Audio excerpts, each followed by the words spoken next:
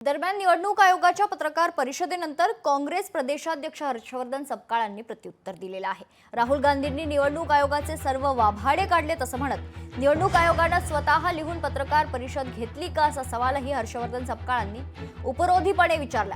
निवडणूक आयोगाकडे नैतिकता उरली असेल तर राहुल गांधींनी विचारलेला सर्व डेटा त्यांनी पब्लिक डोमेनमध्ये समोर आणावा असं चॅलेंजही सपकाळांनी यावेळी दिले। तर आयोगाने मर्दासारखी राहुल गांधींच्या प्रश्नांची उत्तरे द्यावी असंही ते म्हणाले।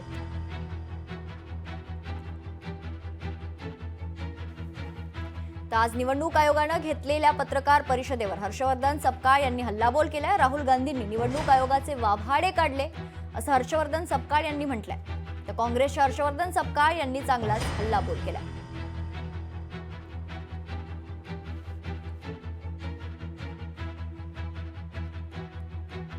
आता त्यांना कळून चुकलेलं आहे की आता आपली काही खैर नाही आणि त्यांनी हे भीतीतून आणि वैफल्यातून विचारलेला उपस्थित केलेला हा मुद्दा आहे, हा प्रश्न आहे। ऑलरेडी राहुल गांधींनी डंके की चोट पर ठणकावून सगळ्या देशाला सांगितलेलं आहे। राहुल गांधींनी तुमचे सगळे जे लष्कर आहेत ही वेशीवर टाकली, त्यांनी मुद्देसूद तुम्हाला प्रश्न विचारले, त्याचे उत्तर द्या मर्दासारखे। काय तुम्ही रणांगणातून पळून जात असताना हलकनाम्यासारख्या गोष्टी करता, ते बोलले ना, आणि ते बोलल्यानंतर त्यांनी कुठलंही आपलं स्टेटमेंट वापस घेतलेलं नाही।